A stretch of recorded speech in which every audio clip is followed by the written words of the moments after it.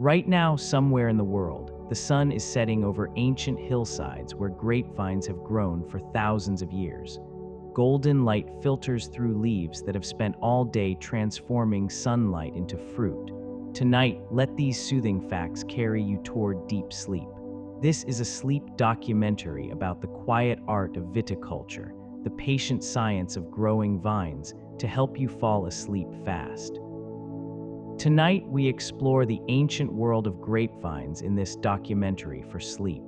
From roots reaching deep into the earth, to leaves capturing sunlight, to the seasonal cycles that govern every vineyard, this is sleepy science where facts to fall asleep to become a lullaby. Welcome to Drowsy Discovery. Over the next 2 hours, gentle facts about viticulture will guide you through the sunlit world of vines. There is nothing to memorize. Just listen and let your mind drift into deep sleep. Have you ever wondered how a vine can live for a century? You are not alone. If this science for sleep brings you peace, subscribe to join our community and share these facts for sleep with someone who needs rest. Now take a slow breath and let your shoulders ease. Feel your body sinking into stillness. The vines have been here for millennia. They will wait for you to drift off to sleep. Let us begin. A single grapevine can live for over a century, and some of the oldest known vines are more than 400 years old. There is something humbling about standing before a vine that was already growing when your great-great-grandparents were children. These ancient plants have witnessed countless seasons, their gnarled trunks thickening year after year in patient silence. In Slovenia, a vine known as the Old Vine has been producing grapes for more than 4 centuries, its roots still reaching into the same soil where it sprouted during the Renaissance. The bark of such vines becomes deeply furrowed, almost like weathered stone, twisting upon itself in shapes carved by time. Each winter these veterans enter dormancy, and each spring they awaken, pushing green shoots toward the sun with quiet determination. If you pressed your hand against such a trunk, you would feel centuries beneath your palm. Some plants simply outlive us all. The grapevine belongs to the genus Vitis, a family of climbing plants that evolved over 60 million years ago.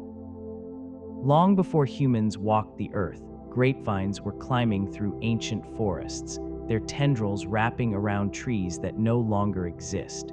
The genus Vitis emerged during the Paleocene epoch, when continents were drifting toward their current positions and the climate was warmer. Fossils of grape leaves have been found on multiple continents, suggesting these plants once grew in a continuous belt around the northern hemisphere. Over millions of years, different species adapted to different conditions, some thriving in humid woodlands, others learning to survive in rockier terrain. Wild ancestors of today's cultivated vines still grow in forests from the Caucasus Mountains to North America. When you look at a grapevine, you see the latest chapter in a story that began when dinosaurs had only recently vanished. Evolution moves slowly, and the vine has perfected its art. Grapevines are deciduous, shedding their leaves each autumn and retreating into dormancy through the cold months. As days shorten and temperatures fall, a transformation takes place in vineyards around the world. Green leaves that worked so hard all summer begin to change color, turning yellow and gold, sometimes flushed with crimson. This is not death but preparation, a deliberate withdrawal as the vine pulls nutrients back into its roots for safekeeping. One by one, leaves release their grip and drift to the ground, forming a soft carpet beneath bare branches. By the time winter arrives, the vineyard looks almost lifeless, row after row of twisted shapes against gray skies. But beneath this stillness, the vine remains alive, its cells filled with stored sugars that act like antifreeze, protecting it even when temperatures drop below freezing. In the silence of winter, the vine dreams of spring. It knows how to wait. The woody trunk of a mature grapevine can grow as thick as a human arm, gnarled and twisted from decades of growth. If you walked through an old vineyard, you would notice that no two vine trunks look quite the same. Each has been shaped by its history of growth, pruning, storms, and sunny days, creating unique sculptures of living wood. The bark becomes deeply textured with age, cracking into patterns that catch shadows and shelter tiny insects. Where branches were cut away, the trunk forms raised scars that slowly smooth over. These old vines often lean at angles, their bases swelling where they emerge, their upper portions reaching in whatever direction growers have trained them. Running your fingers along such a trunk, you would feel ridges and valleys, rough patches and smoother stretches, the tactile record of decades in wood. There is wisdom in these shapes, as if the vine has learned to grow only where it truly needs to. Age brings character to all things. Wild grapevines grow as climbing plants, using tendrils to reach the tops of tall trees in search of sunlight. In their natural state, grapevines are not the neat rows we see in cultivated vineyards, but vigorous climbers that scramble into the forest canopy. A wild vine will send shoots dozens of meters into the air, winding around branches and trunks, always reaching toward light filtering through leaves above. This climbing habit evolved because the forest floor is shaded, and a plant that stays low receives little energy for photosynthesis. By hitching a ride on taller trees, the vine can spread its leaves in the brightest layer without investing in a thick supporting trunk. Some wild vines grow so extensively that their foliage drapes entire trees in green curtains during summer. If you walk through old-growth forests, you might look up and see grape leaves silhouetted against the sky, impossibly high. The vine trades independence for height. It has always known how to reach upward. The tendril of a grapevine can complete a full spiral around a support within just a few hours of contact. Tendrils are among the most elegant tools in the plant kingdom, and grapevines use them with precision. These slender, curling appendages grow opposite the leaves along shoots, waving slowly as they search for something to grasp. When a tendril touches a solid object, specialized cells on the contact side grow more slowly than those on the opposite side, causing it to curl inward.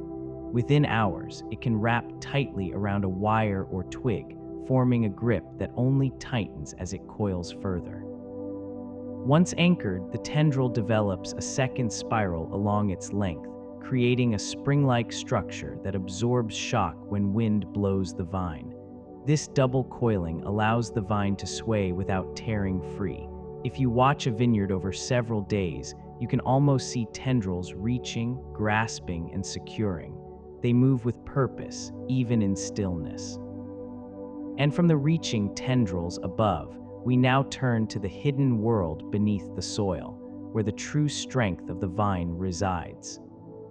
The root system of a mature grapevine can extend over 6 meters deep into the earth, seeking water and minerals. What we see above ground is only half the story of a grapevine.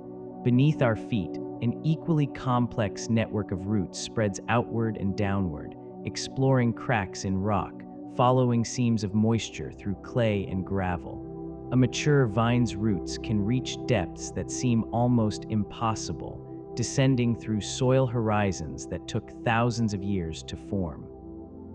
At these depths, the vine taps into water reserves that remain stable even during surface droughts, drawing up moisture that fell as rain long before it was needed.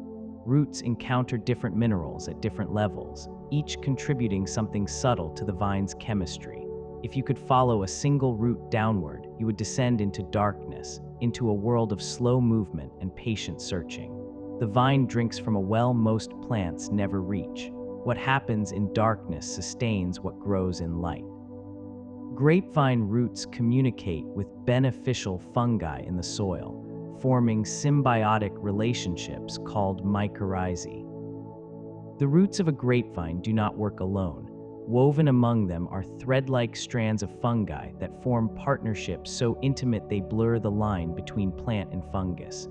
These mycorrhizal networks extend far beyond where roots can reach, acting like extensions of the vine's sensing apparatus. Fungi absorb nutrients, especially phosphorus, and deliver them into root cells, while the vine provides sugars from photosynthesis. This exchange happens at a molecular level, a quiet trade conducted in darkness without any visible sign above ground. Some researchers believe these networks connect multiple vines, allowing them to share resources across entire vineyards. The soil beneath a healthy vineyard hums with invisible activity, billions of connections forming with each passing day. No vine is truly solitary. Even in stillness, there is conversation underground. A vine stressed by drought will send its roots deeper, sometimes reaching underground water sources unavailable to other plants. When summer heat bakes the surface soil and weeks pass without rain, something remarkable happens beneath a struggling vine. Rather than wilting and accepting scarcity, the vine redirects energy downward, sending exploratory roots deeper in search of moisture. These questing roots navigate around obstacles, detecting faint humidity gradients and following them toward their source. Some vines have been found tapping into underground streams or fractured bedrock where water accumulates, resources invisible from the surface and unreachable by shallower-rooted plants. This response to stress is part of why grapevines survive in harsh climates, from rocky Mediterranean hillsides to near-desert conditions. The vine does not give up when conditions are difficult. Instead, it reaches further and finds a way. The deepest roots grow from the driest summers. The taproot of a young grapevine grows downward first, anchoring the plant before lateral roots begin to spread. When a grapevine seed germinates or a cutting takes root, its initial strategy is simple: go down. The taproot pushes through the surface layer, following gravity into the earth, seeking stable conditions and reliable moisture below the fluctuating temperatures of the surface. Only after this anchor is established does the vine send lateral roots outward, exploring surrounding soil in expanding circles. This growth pattern ensures the plant is secured before it becomes vulnerable to wind or disturbance.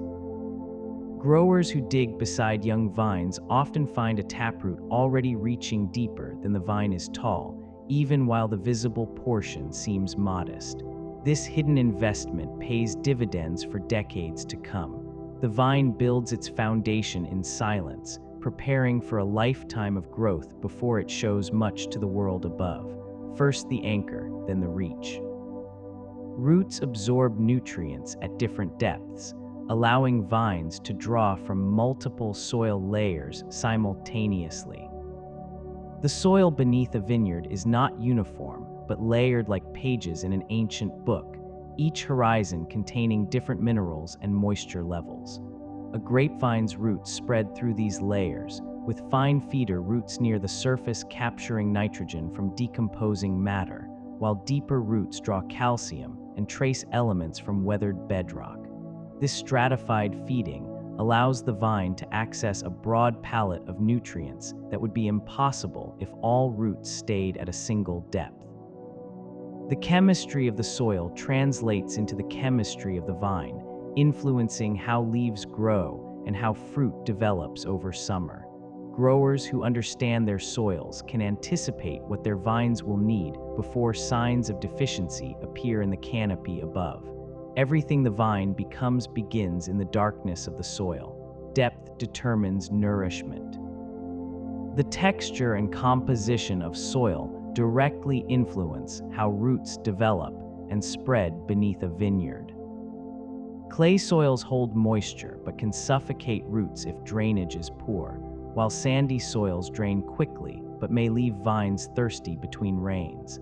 Limestone bedrock forces roots to seek cracks and fissures, often leading them on winding paths that would seem inefficient but ultimately reach hidden reserves of water. Gravel and rocky soils warm quickly in spring, encouraging early root activity, and they reflect heat back onto the canopy during summer days. Loam, that perfect mixture of sand, silt, and clay, provides both structure and drainage, though vines grown in such comfort sometimes lack the stress that concentrates depth in their fruit.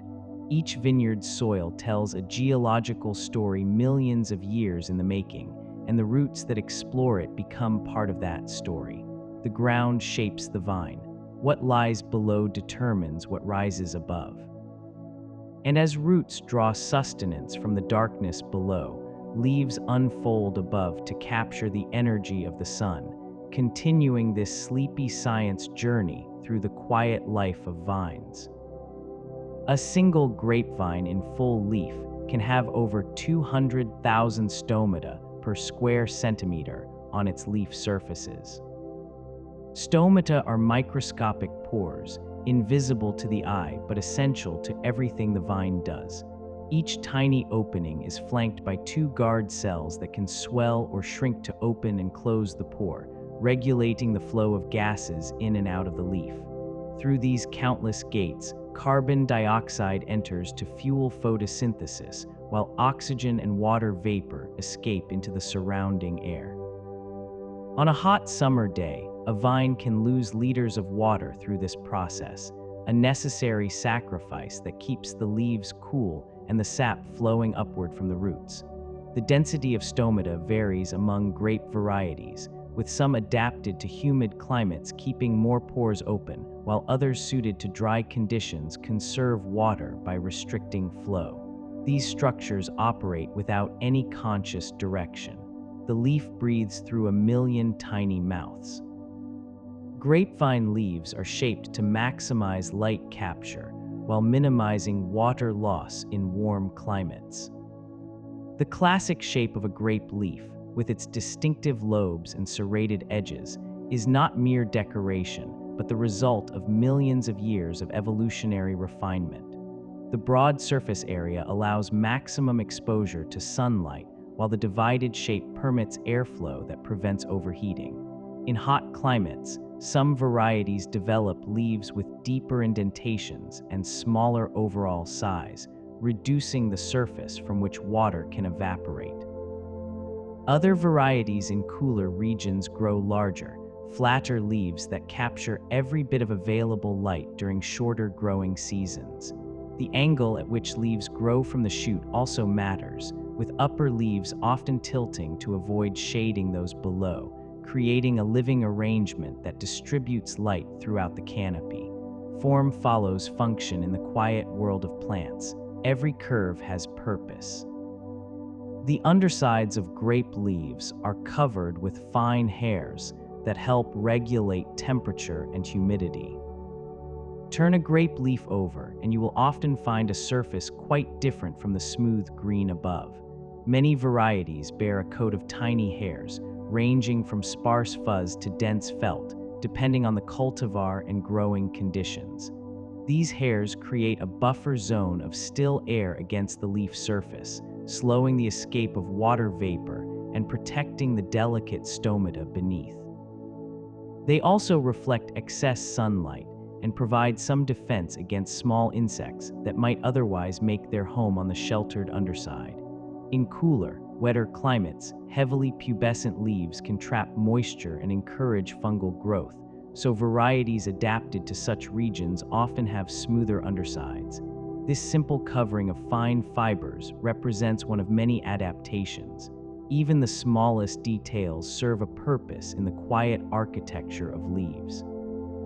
And as you rest with these thoughts, let your breath follow the rhythm of leaves turning slowly in a summer breeze. These are facts to fall asleep to, and there is no need to hold onto any of them. Let your body settle a little deeper. Photosynthesis in grapevine leaves produces the sugars that will eventually become the sweetness of ripe fruit. Every ray of sunlight striking a grape leaf triggers an ancient cascade of chemical reactions. Chlorophyll molecules absorb photons and channel their energy into splitting water molecules, releasing oxygen and capturing electrons that power the transformation of carbon dioxide into simple sugars. These sugars travel through the vine's vascular system, some burned immediately for energy, others stored in the trunk during winter, and during the crucial weeks of ripening, vast quantities flow into the swelling berries. The sweetness you taste in a grape began as light, transformed through biochemistry into something the tongue can recognize. A single leaf performs trillions of these reactions each hour, quietly building the foundations of fruit without any visible sign of effort. Sunlight becomes sugar. Light transforms into flavor. A healthy canopy of leaves acts as the engine of the vine, powering every aspect of fruit development. Without sufficient leaf area, a vine cannot produce enough energy to ripen its fruit properly. Growers speak of the leaf-to-fruit ratio, the balance between the factory and the product it must build. Too little canopy relative to the crop, and berries remain hard and sour, never reaching full ripeness. Too much leaf and the vine pours energy into vegetative growth rather than fruit, and dense shade can prevent grapes from developing color and complexity. Managing this balance requires constant attention throughout the growing season, training shoots to spread evenly, removing leaves that block light from clusters, and sometimes thinning fruit if the canopy cannot support the full crop. The art of viticulture lies in guiding this living system toward equilibrium. The leaves tell the story the fruit will eventually tell. The color of grape leaves changes through the season, from pale green in spring to gold and crimson in autumn. When leaves first emerge from winter buds, they often carry a bronze or reddish tint before deepening into the rich green of summer. As the season progresses and the vine nears dormancy, chlorophyll breaks down and hidden pigments emerge, painting vineyards in shades of amber, gold, and scarlet that rival any autumn forest.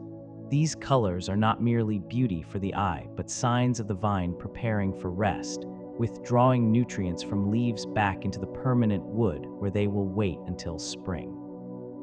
Red and purple tones come from anthocyanins, compounds that also color grape skins, while yellow hues reveal carotenoids usually masked by dominant green chlorophyll. Walking through a vineyard in late autumn feels like moving through a quiet gallery of living art. Each leaf carries its own sunset before it falls. Leaves can detect the angle of incoming sunlight and position themselves to optimize photosynthesis throughout the day. Plants cannot walk toward the sun, but they can turn their leaves to follow it. This movement, called heliotropism, allows grape leaves to orient themselves perpendicular to incoming light during morning and evening hours when the sun is low, then sometimes tilt away during the harsh midday to prevent overheating. The mechanism involves differential cell elongation driven by the plant hormone auxin, which accumulates on the shaded side of leaf stems and causes those cells to stretch, tipping the blade toward brighter angles. You would not notice this motion watching for a few minutes, but time-lapse photography reveals leaves in constant slow dance, adjusting continuously as the sun arcs across the sky. This silent choreography happens without any central direction. The leaf simply responds to light. Damage to leaves from pests or disease can significantly reduce the energy available for fruit production. When insects chew holes in grape leaves or fungal infections spread across their surfaces, the vine loses some of its capacity to generate the sugars that fuel every function. A severe infestation can strip away enough leaf area that fruit fails to ripen properly, remaining thin and acidic even as autumn approaches. Growers monitor their canopies carefully throughout the growing season, watching for the first signs of trouble so they can intervene before damage becomes widespread. Some vineyards tolerate limited pest pressure, believing a little stress encourages the vine to concentrate its resources, but unchecked attack can devastate an entire season's work. Healthy leaves are the foundation upon which everything else rests. Without the factory running well, the product cannot be completed. Each leaf matters more than it might seem. And from the quiet work of leaves in sunlight, we turn now to one of the most delicate moments in the vineyard year, the flowering of the vine. Grapevine flowers are tiny and inconspicuous, lacking the showy petals of most fruit-bearing plants. Unlike the bold blossoms of apple or cherry trees that announce spring with bursts of color, grape flowers are so small that most people never notice them at all. Each flower measures only a few millimeters across, with greenish petals fused into a tiny cap that falls away to reveal the reproductive parts within. There is no nectar to attract bees, no fragrance to carry on the warm spring breeze, just a quiet opening that marks one of the most critical moments in the vineyard calendar. Look closely during late spring, and you might see these clusters of minuscule blooms coating the tips of new shoots, each one holding the potential for a grape that could develop over the coming months. What the vine lacks in floral display, it makes up for in sheer numbers. The flowers do not need to be beautiful, they only need to succeed. A single flower cluster on a grapevine can contain hundreds of individual flowers, each capable of becoming a grape. When you look at a mature bunch of grapes hanging from a vine in the warmth of late summer, you are seeing the survivors of a much larger starting population. Each cluster began as a branching structure covered with tiny flowers, sometimes 200 or more, packed into a space no larger than your thumb. Not all of these will succeed in pollination, and some that do will be shed by the vine if resources become scarce during the growing season. The final cluster might contain 40, 60, perhaps 100 berries depending on the variety and conditions. This strategy of producing many more flowers than needed gives the vine flexibility, allowing it to adjust the size of its crop based on available water and nutrients through summer. Nature works in abundance and then edits ruthlessly. The many become the few. Most cultivated grapevines are self-pollinating, meaning they do not require insects or wind to set fruit. The flowers of cultivated grapevines contain both male and female parts, and in most varieties, the pollen needs only to travel a tiny distance to reach the ovule within the same flower. This self-sufficiency means vineyards do not depend on bee populations or perfect wind conditions for successful fruit set, a considerable advantage when flowering happens during unpredictable spring weather. Wild grapevines and some older cultivated varieties have separate male and female plants or flowers that fail to self-pollinate, requiring cross-pollination for fruit production. The shift towards self-fertile varieties happened gradually over thousands of years of human selection, as growers naturally favored vines that consistently produced fruit without the uncertainty of cross-pollination. The vine became its own partner. Independence proved to be a valuable trait. The brief flowering period of a grapevine typically lasts only 10 to 14 days in late spring. For nearly 50 weeks of the year, grapevines exist without flowers, but during a narrow window in late spring everything changes, and the vineyard enters its most delicate and critical phase. Flowers open in succession across the vineyard, beginning with the warmest, most exposed spots and spreading to cooler corners over the following days. This compressed timeline creates a moment of vulnerability that growers watch with careful attention. If all goes well, the vineyard will buzz with quiet activity invisible to the casual observer, pollen transferring from anther to stigma, ovaries beginning to swell. Within 2 weeks, the flowers have finished their work and the transformation into fruit has begun. This brief period sets the stage for everything that follows. What happens in those days echoes through the entire season. Cold or rainy weather during flowering can prevent pollination and dramatically reduce the size of the harvest. The delicate process of pollination requires conditions that seem modest, but proves surprisingly difficult to guarantee during the unpredictable days of spring. Temperatures below about 15 degrees Celsius slow pollen tube growth, so much that fertilization may fail before the flower can finish its brief opening. Heavy rain washes pollen away and prevents proper transfer between floral parts. Persistent damp encourages fungal infections that can destroy entire flower clusters before pollination completes. A week of poor weather at the wrong moment can cut the potential harvest in half, with effects visible months later as sparse clusters and uneven ripening. Growers learn to watch weather forecasts with particular intensity during this window. Nature sets the rules at flowering. There is little anyone can do but wait and hope. After successful pollination, the flower's ovary swells and begins its transformation into a tiny green grape. The moment pollination succeeds, a cascade of hormonal signals ripples through the flower and triggers a transformation that will continue for months. Cell division accelerates, and the ovary begins its expansion from a speck barely visible to the eye into something recognizable as a tiny grape. In the days following pollination, the fused petals fall away, and the remaining flower parts dry and cling to the developing berry like a small cap. The seed inside begins its own development, protected within the swelling flesh that will surround it.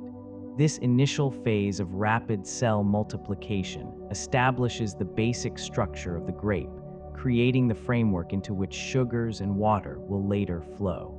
What began as a microscopic ovary now stands poised to grow hundreds of times its original size.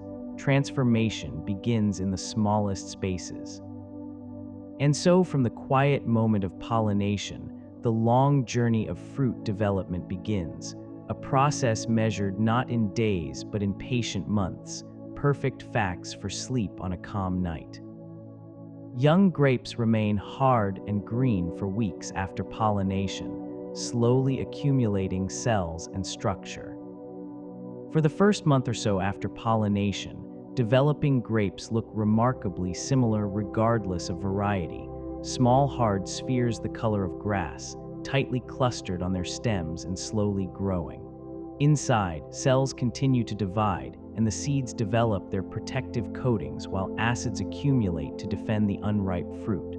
The berries build organic acids during this phase, giving them an intensely sour taste that would pucker your mouth if you bit into one. This sourness serves as a defense, making the unripe fruit unappealing to birds and animals that might otherwise consume it before the seeds are mature enough to germinate successfully. The vine waits, building the infrastructure that will later fill with sweetness and flavor. Growth happens beneath the surface, unseen but essential. Patience precedes ripeness. The phase called veraison marks the moment when grapes begin to soften and change color. The French word veraison has no perfect English equivalent, so growers around the world have simply adopted it to describe this pivotal moment in the growing season. This term marks the transition point when hard green berries suddenly begin to soften and, in red varieties, develop the first blush of beautiful color. The change does not happen uniformly across a cluster, but berry by berry, sometimes over several weeks, creating clusters that show every shade from green through to deep purple simultaneously. Internally, the shift involves a dramatic change in metabolism as the grape switches from accumulating acids to importing sugars from the leaves above. Walking through a vineyard during veraison offers a visual feast of transformation in progress. This change announces the beginning of the final chapter. Ripening has truly begun. During veraison, sugars begin to accumulate rapidly in the grape, while acids slowly decline. Once veraison begins, the grape becomes a hungry sink for all the energy the vine can provide, demanding everything the leaves can produce during these crucial weeks. Sugars from photosynthesis flow through the vascular system and accumulate in the berries at an accelerating rate, sometimes doubling the sugar content within a few weeks. At the same time, the organic acids that made the unripe fruit so sour begin to break down, metabolized by the grape's own cellular processes. The balance between sugar and acid shifts steadily towards sweetness, though careful growers monitor both measurements to determine the perfect moment for harvest. How quickly this transformation proceeds depends on temperature, with warm days speeding metabolism and cool nights preserving acidity. The grape races toward ripeness. Chemistry works its quiet alchemy. Red and purple grapes develop their color through pigments called anthocyanins that form in the skin. The deep reds, purples, and near blacks of colored grape varieties come from anthocyanins, water-soluble pigments that accumulate in the outer cell layers of the berry skin during the ripening weeks of late summer. These compounds do not exist in significant quantities until variesin triggers their production, which is why all young grapes appear green regardless of their eventual color. Light exposure encourages anthocyanin synthesis, so clusters with good sun exposure often develop deeper hues than those shaded within the canopy. Temperature matters too, with cool nights generally favoring color development. The flesh beneath the skin typically remains pale or greenish even in deeply colored grapes, with the pigment concentrated in just a few cell layers at the surface. Color lives in the skin alone. The heart stays light. Green grapes often remain green even when fully ripe, their color determined by genetics rather than maturity. Not all grapes turn red or purple as they ripen, and many lack the genetic machinery to produce anthocyanins in significant quantities. These varieties instead remain shades of green, yellow, or golden even at peak ripeness, developing sweetness and losing acidity just like their colored cousins. Growers of these varieties must judge ripeness by taste, sugar measurement, and seed color rather than relying on the visual cues that make variesin so obvious in red grapes. Some green varieties develop a warmer golden or amber tone as they approach full maturity, while others stay bright green until the very moment of harvest. The absence of color change makes timing the harvest a more nuanced judgment call, requiring experience and careful attention. Color fades as a reliable indicator. The tongue knows what the eye cannot tell. A grape at harvest contains roughly 80% water, with the remainder being sugars, acids, and other compounds. Every grape is mostly water, drawn up through the roots, transported through the vascular system, and held within the cells of the berry. This water carries dissolved sugars, primarily glucose and fructose, that give ripe grapes their sweetness. Organic acids like tartaric and malic acid contribute sourness and help preserve the fruit. Beyond these major components, hundreds of minor compounds exist in tiny concentrations, including aromatic molecules, phenolics from the skin and seeds, and trace minerals absorbed from the soil. Some of these compounds are responsible for the distinctive character that identifies different grape varieties. The exact proportions shift as the grape ripens, with water and sugar increasing while acid concentrations decline. A single berry holds a complex chemical symphony.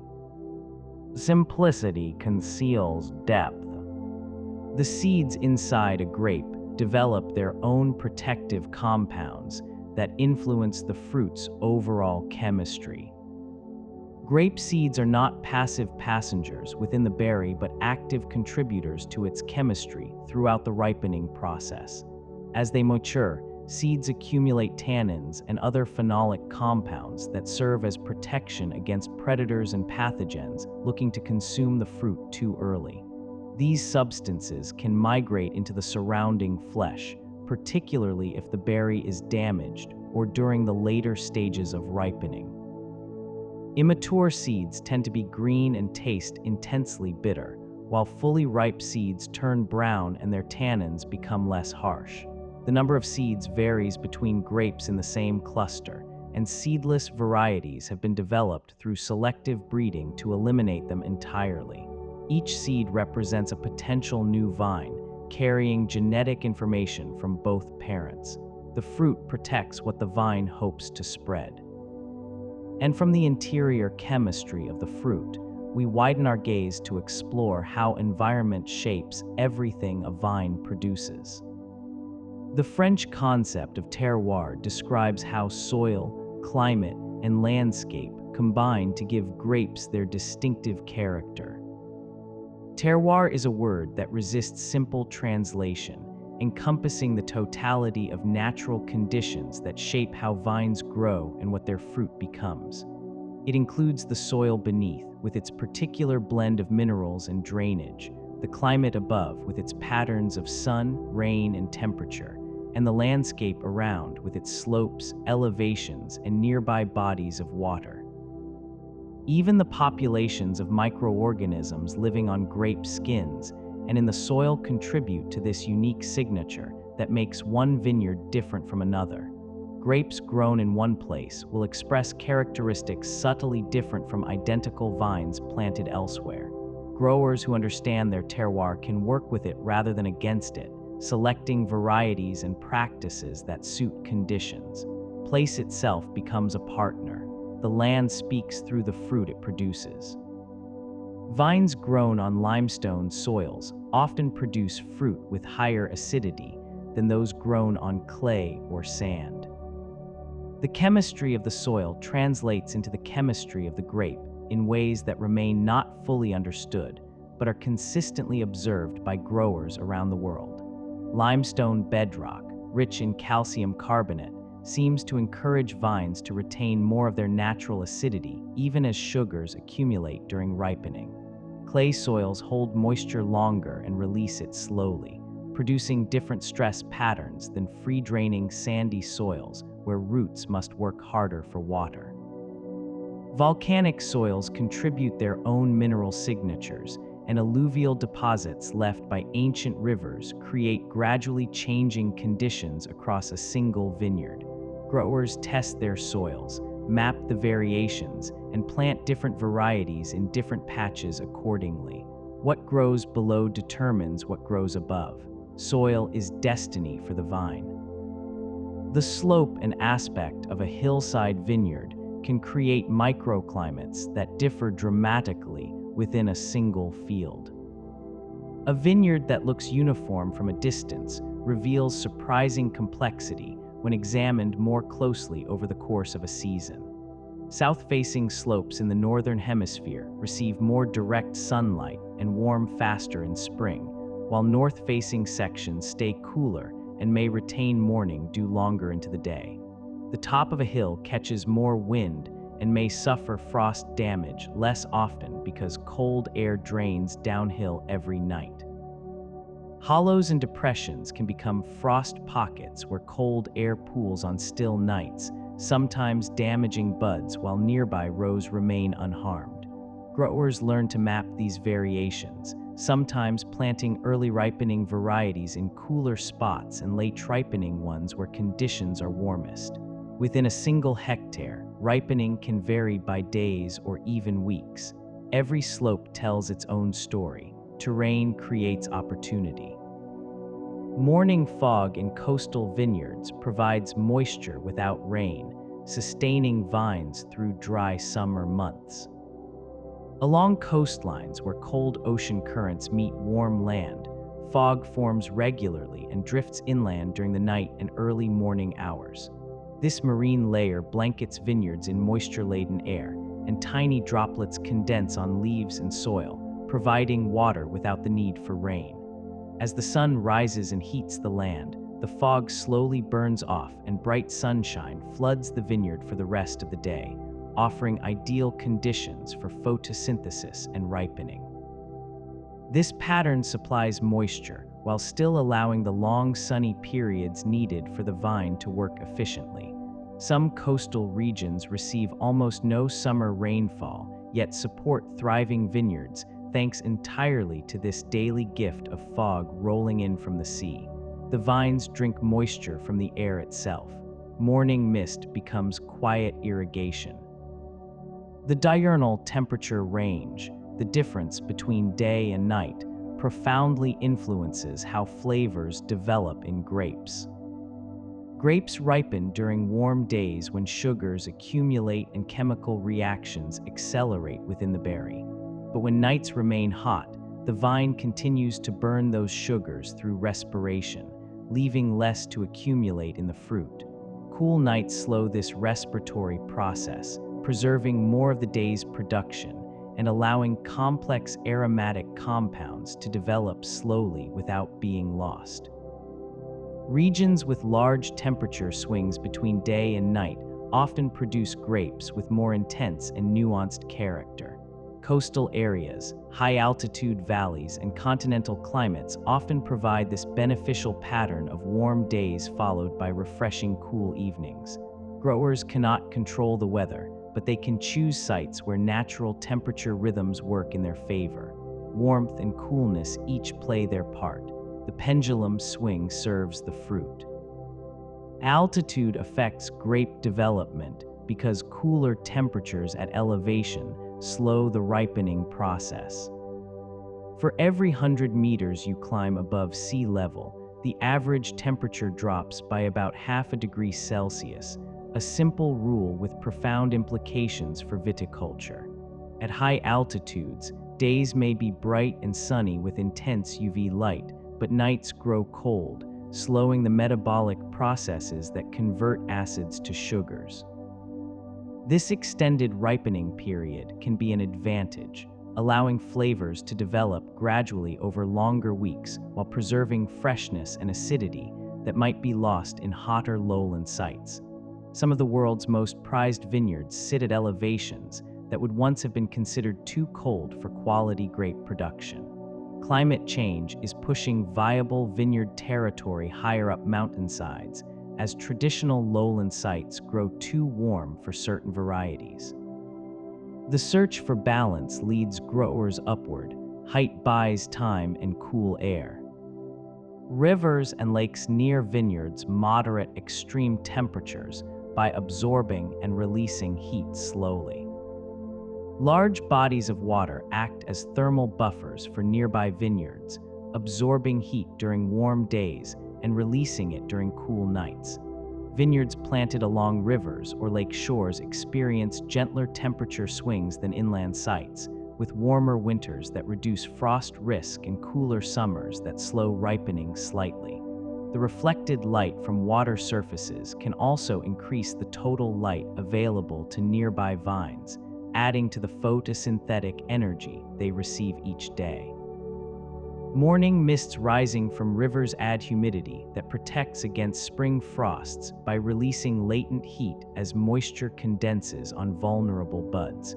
Some of the world's most famous grape-growing regions follow river valleys, taking advantage of these moderating effects. Water tames the climate's wild extremes. The quiet current shapes what grows along its banks. And as you rest here, let these thoughts of distant hillsides and patient vines settle over you like evening light. This sleepy science asks nothing of you. Simply breathe and let your mind grow still. Wind exposure in a vineyard can either stress vines harmfully or help prevent fungal diseases by keeping foliage dry. The relationship between grapevines and wind is one of careful balance, where moderate exposure brings benefits while excessive force causes damage. Gentle breezes circulating through the canopy help keep leaves dry after rain and dew, reducing the humid conditions that fungal diseases need to spread. Air movement also helps regulate leaf temperature during hot days. However, strong or constant winds can be destructive, tearing leaves, breaking shoots, and interfering with pollination by scattering pollen. Coastal and hilltop vineyards often experience the strongest winds and may need windbreaks such as trees or hedges at strategic points. Growers learn to read their site's wind patterns and position vines to take advantage of airflow without suffering its worst effects. The breeze can be friend or foe. moving air shapes health. Some vineyard soils are so rocky that roots must navigate between stones to reach pockets of earth and moisture. Walk through certain vineyards and you might wonder how anything could grow in such apparently barren ground, where stones outnumber soil particles and the surface resembles a riverbed more than a cultivated field. Yet vines can thrive in these challenging conditions, sending their roots deep into cracks and crevices to find earth and water hidden below. The stones serve useful purposes, absorbing daytime heat and radiating it back during cool nights, moderating temperature swings. Large stones on the surface also reduce evaporation, shading the soil beneath and keeping moisture where roots can reach it. Some growers believe that the struggle to grow in difficult conditions forces vines to develop character impossible in easier terrain. Roots learn patience. Difficulty becomes a gift. Hardship builds depth. The presence of earthworms in vineyard soil improves drainage and nutrient availability for roots. Beneath the surface of a healthy vineyard, a community of organisms works continuously to maintain soil structure and fertility, and earthworms are among the most important of these hidden helpers. As they tunnel through the earth, they create channels that allow rainwater to penetrate deeper rather than running off the surface uselessly. Their movement brings nutrients from lower soil layers up toward the root zone where vines can access them easily. The organic matter they consume is processed through their digestive systems and excreted as castings rich in nutrients. A thriving earthworm population indicates healthy soil biology. Organic farming practices that avoid harsh chemicals tend to support larger populations of these creatures. Their quiet work goes unseen, but shapes everything growing above, humble allies beneath the surface. Organic matter in soil releases nutrients slowly, providing a steady supply rather than sudden abundance. The fallen leaves, cover crops, and other organic materials that accumulate on vineyard soil do not surrender their nutrients all at once like synthetic fertilizers might. Instead, these materials are slowly broken down by bacteria, fungi, and other soil organisms, releasing nitrogen, phosphorus, and potassium gradually over weeks and months. This steady drip of nutrition matches better the vine's actual needs, which vary through the growing season. Sudden surges of nitrogen can cause excessive leafy growth at the expense of fruit quality, while a slow supply keeps the vine productive and balanced. Compost, mulch, and cover crops contribute their particular chemistry to this feeding process. Building soil organic matter takes years of patience, but rewards growers with healthier vines. Slow feeding grows deep flavor. The mineral content of groundwater that reaches vine roots can be detected in the chemistry of ripe grapes. Deep beneath the vineyard, water moves slowly through rock and soil, dissolving minerals as it goes and carrying them upward when roots draw moisture from the ground. This groundwater carries a signature of its journey, containing trace amounts of calcium, magnesium, iron, and dozens of other elements picked up from the geological layers it has passed through. When vine roots absorb this water, they take in these dissolved minerals as well, and some eventually make their way into the fruit hanging on the vine above. The particular mineral profile of a site's groundwater contributes to what growers call the sense of place in their grapes.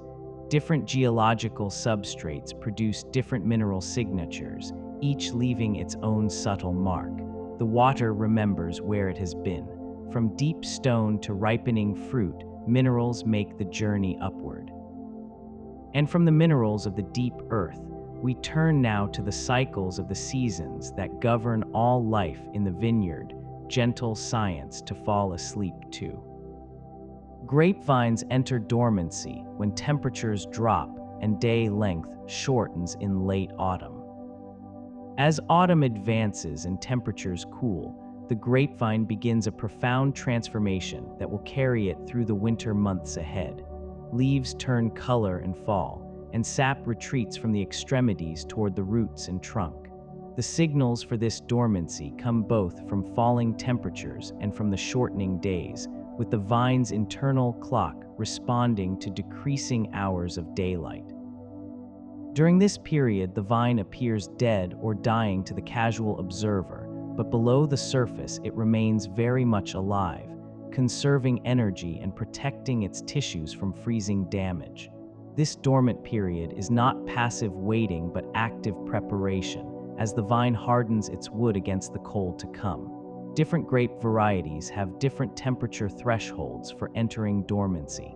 The retreat is strategic, not surrender. Rest becomes renewal. During dormancy, vines store carbohydrates in their roots and woody tissues to fuel spring growth. The dormant vine is not idle but quietly busy, converting the starch stored in its roots and permanent wood into forms it can use when growth resumes. These carbohydrate reserves, accumulated during the previous growing season when photosynthesis was running at full capacity, represent the vine's savings account. The thick roots and trunk serve as a storage vault, holding energy that will power the explosive burst of growth that begins each spring. If a vine enters winter with depleted reserves because of disease, drought, or excessive cropping, it may struggle to produce strong growth the following year. Experienced growers understand that protecting these reserves is essential for long-term vineyard health. The quality of this year's rest determines next year's vigor. Energy saved now becomes next spring's green explosion. What sleeps in roots will rise again. A period of winter chill is essential for many grapevines to break dormancy properly in spring. The grapevine has evolved to require a period of cold exposure before it can properly wake up in spring, a safeguard that prevents premature growth during brief warm spells in winter. This chilling requirement varies among varieties, with some needing many weeks of temperatures below a certain threshold, while others require less. Regions that experience mild winters may not provide enough chill hours, leading to erratic and delayed bud break that can reduce fruit set and yield. Conversely, extremely cold winters can damage dormant buds and canes, particularly in varieties not well adapted to the climate.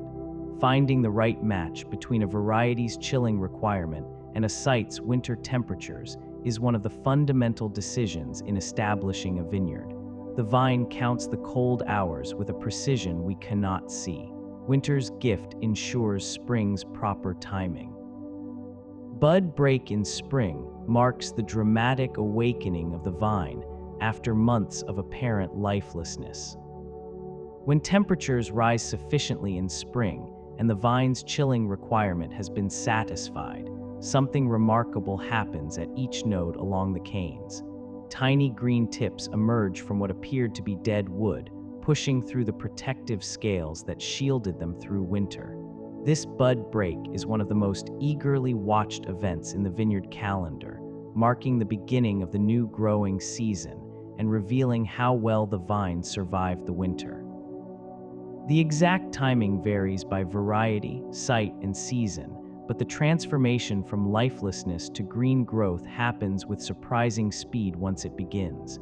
These first weeks are vulnerable, as late frosts can devastate newly emerged shoots that lack the hardiness of dormant tissue. Growers watch weather forecasts anxiously. From apparent death comes sudden life. The awakening marks both hope and risk. Spring shoots can grow several centimeters per day under favorable conditions, an almost visible unfolding of life.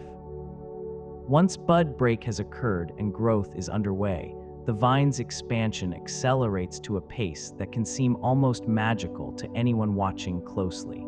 Shoots extend rapidly, adding length at a rate that may exceed several centimeters in a single day during the peak growing period when conditions are ideal. New leaves unfold from the growing tip in a continuous procession, expanding and hardening as the shoot pushes onward.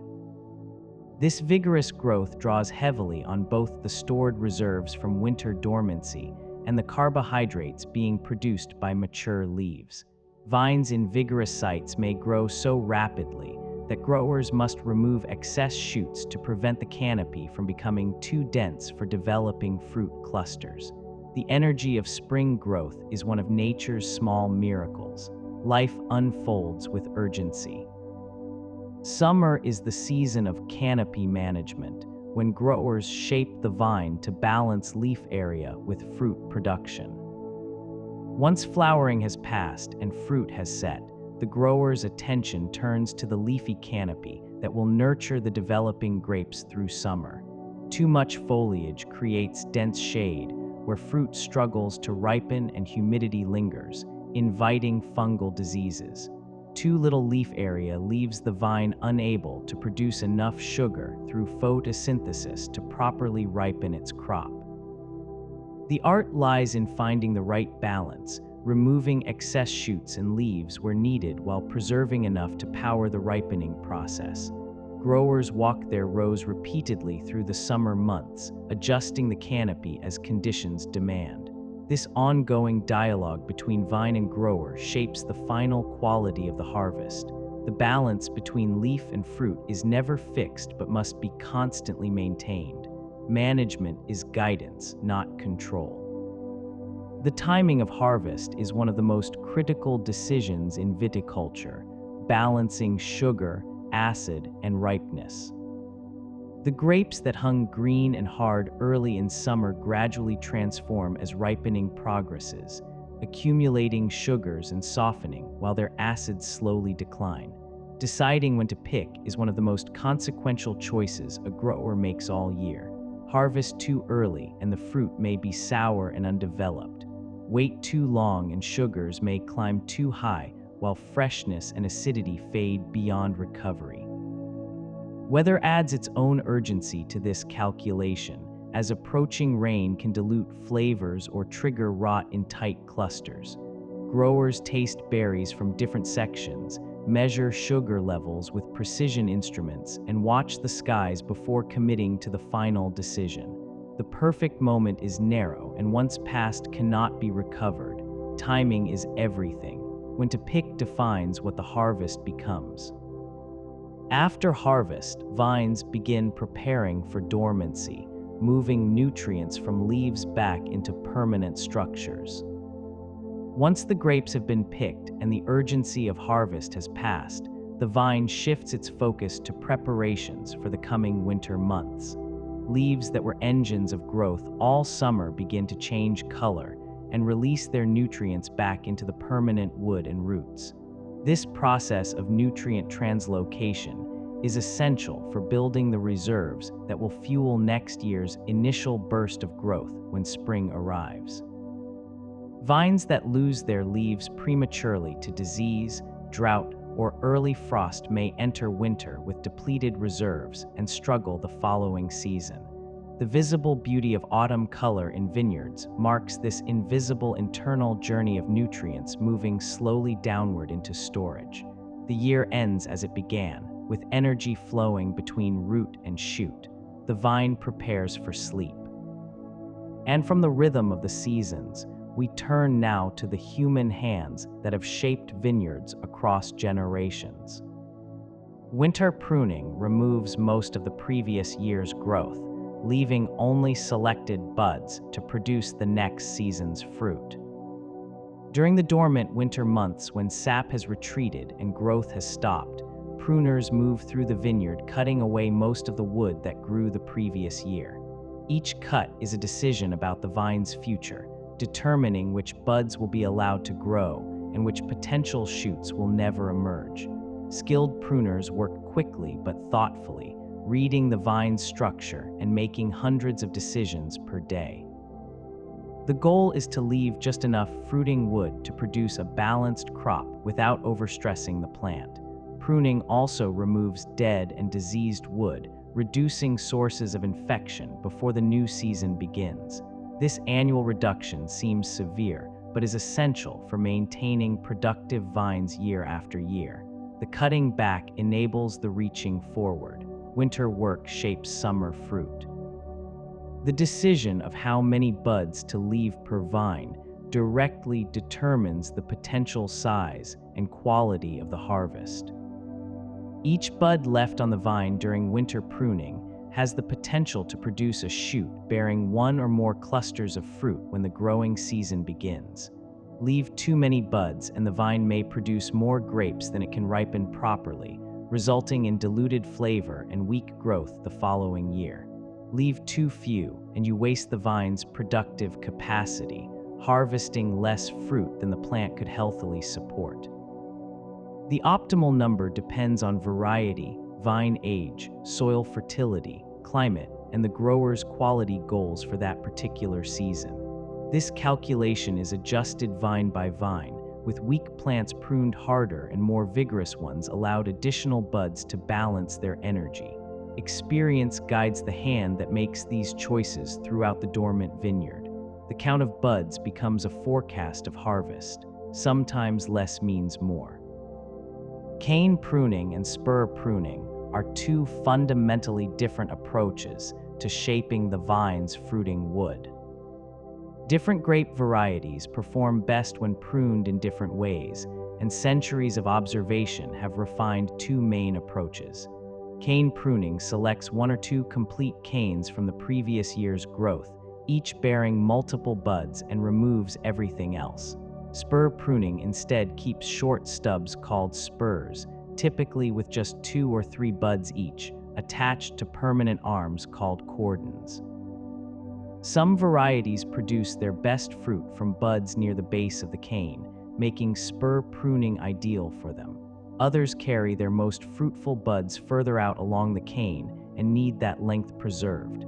The choice between these methods shapes not only the vine's immediate appearance, but its long-term structure over decades. Tradition and observation guide the pruner's choice. The method matches the vine. Training systems like the guillot or the cordon determine how vines are structured along wires and posts. The framework of posts and wires that supports a modern vineyard is not merely scaffolding, but a deliberate system for shaping vine growth to suit local conditions. Different training systems position the fruiting zone at different heights, angle the canopy in particular directions, and distribute the leaves in patterns that optimize sun exposure or wind circulation. The guillot system uses annually renewed canes, while cordon training builds permanent horizontal arms. Some systems spread the canopy widely to reduce shade, while others keep growth compact for easier management. The choice of training system interacts with pruning method, variety, climate, and even the equipment used for harvest. Vineyards around the world show striking diversity in these structures. Each framework reflects local wisdom. Form follows function in the vineyard.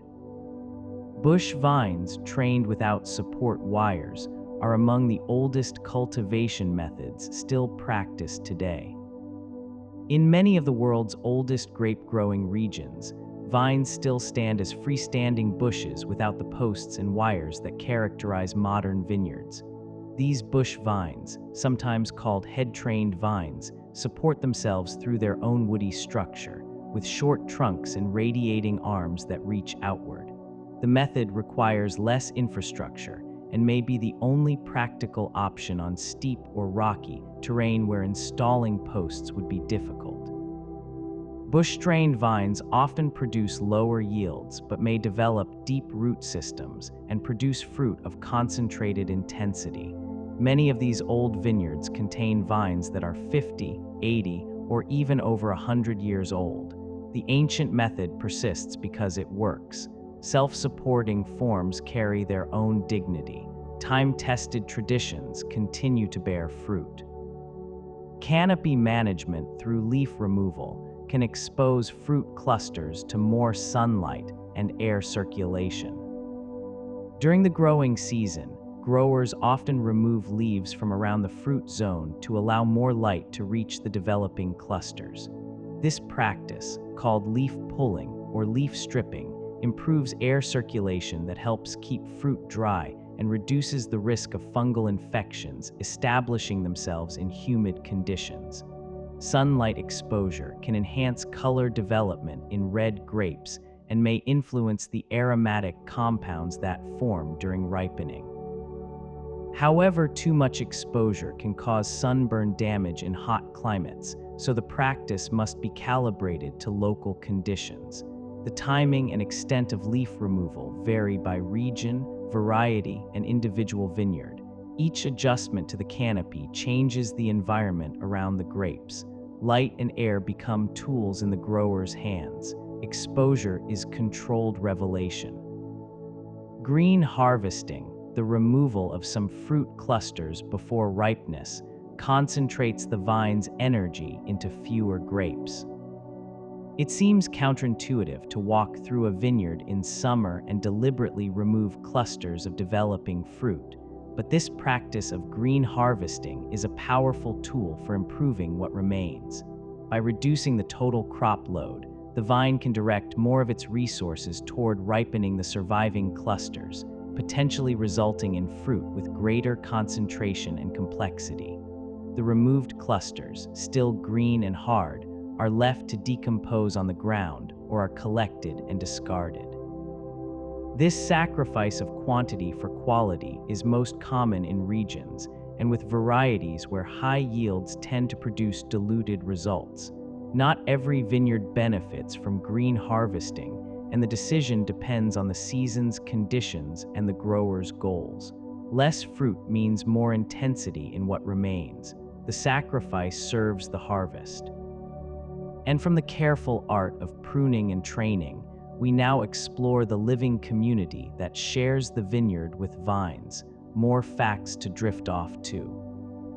Cover crops planted between vine rows prevent erosion, add organic matter, and support beneficial insects. Rather than leaving the ground between vine rows bare, many growers now plant cover crops of grasses, legumes, or other plants that provide multiple benefits.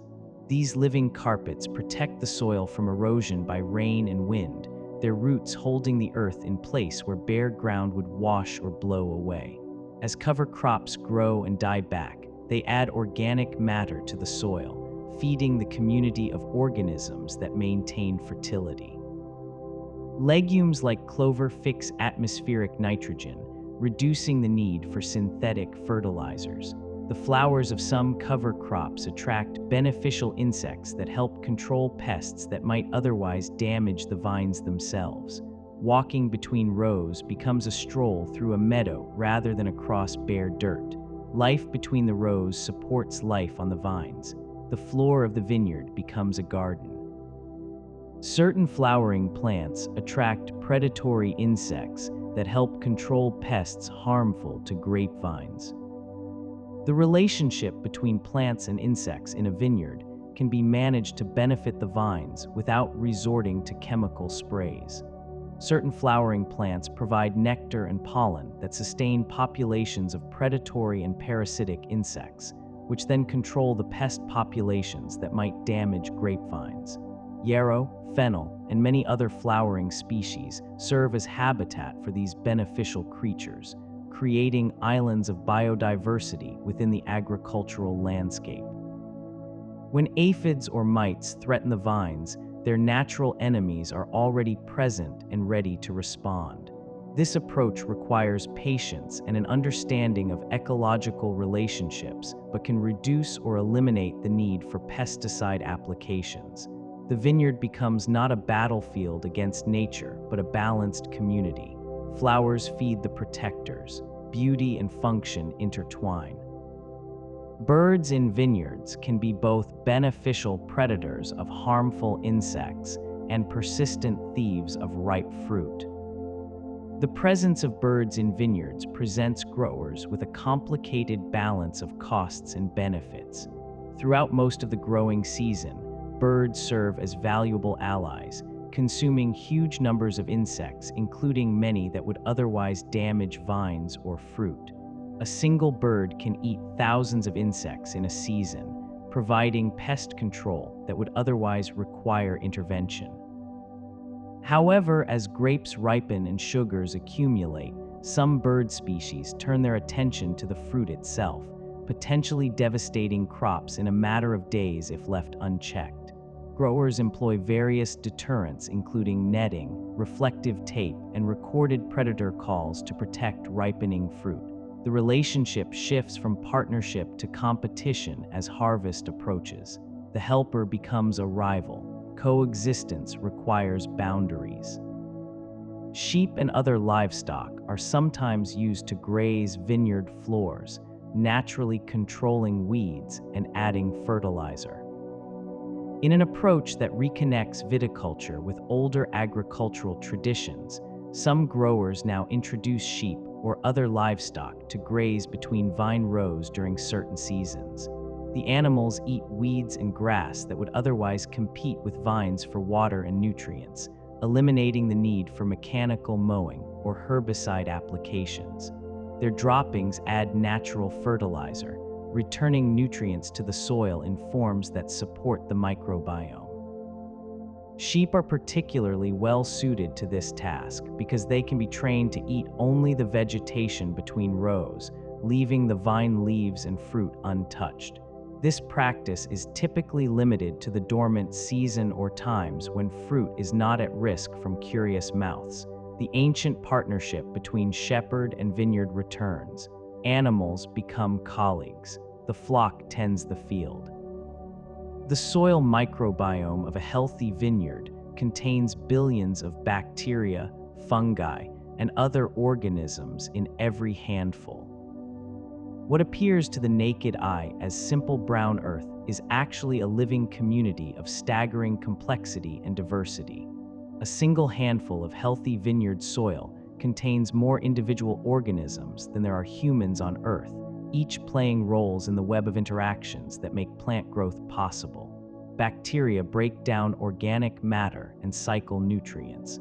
Fungi extend their networks through the soil, sometimes forming beneficial partnerships with vine roots. Protozoa and nematodes hunt bacteria and each other, releasing nutrients as they feed. This invisible world beneath our feet is the foundation upon which the visible vineyard depends. Maintaining its health through careful management practices has become a priority for growers who understand its importance. The life below supports the life above. Invisible allies work in darkness. And now take a slow breath and feel yourself sinking a little deeper into rest. These science facts drift past like leaves falling in autumn, asking nothing of you but stillness. Bees and other pollinators visit vineyard cover crops, supporting the broader ecosystem, even though grape flowers self-pollinate. Although grapevines do not depend on insects for pollination the way many fruit crops do, the broader ecosystem of a healthy vineyard benefits greatly from the presence of bees and other pollinators. Cover crops and flowering plants grown between vine rows provide food sources that sustain bee populations, which in turn support pollination of wild plants and neighboring farms. A vineyard managed with biodiversity in mind becomes a refuge for pollinators struggling with habitat loss and pesticide exposure elsewhere. The relationship is one of giving back rather than taking, recognizing that the vineyard exists within a larger landscape. Supporting pollinators is an investment in the health of the surrounding environment. The vineyard becomes a sanctuary. Bees find flowers between the vines. Hedgerows at vineyard edges provide habitat for wildlife and create windbreaks that protect the vines. The borders of a vineyard can be just as important as the planted rows themselves when it comes to creating a balanced agricultural ecosystem. Hedgerows along the edges provide shelter and nesting sites for birds and beneficial insects that help control pests throughout the vineyard during the growing season. These strips of shrubs and trees also serve as windbreaks, slowing damaging winds that might otherwise dry out vines or interfere with pollination and fruit set. In many traditional growing regions, hedgerows have been maintained for centuries, their value recognized long before modern ecology explained the scientific reasons. Removing them in the name of efficiency has often led to problems that their restoration can solve. The frame matters as much as the picture it holds. Edges define and protect what lies within. Some vineyards integrate owl boxes to encourage natural rodent control without chemicals. The same rodents that damage crops and spread disease can be controlled naturally by encouraging their predators to take up residence nearby. Barn owls and other species are remarkably efficient hunters, with a single family of owls consuming thousands of mice and gophers over the course of a single year. By installing nesting boxes at strategic locations around the vineyard, growers can attract these night hunters and benefit from their tireless pest control services throughout the growing season and beyond. The owls ask nothing in return except a safe place to raise their young away from disturbance and predators. This approach eliminates the need for poisons that might harm other wildlife or contaminate the environment with persistent chemicals. The silent hunters patrol the vineyard while the grower sleeps. Night becomes an ally in the work of cultivation. Wings replace chemicals. Ladybirds and lacewings are welcomed in vineyards as voracious predators of aphids and other pests.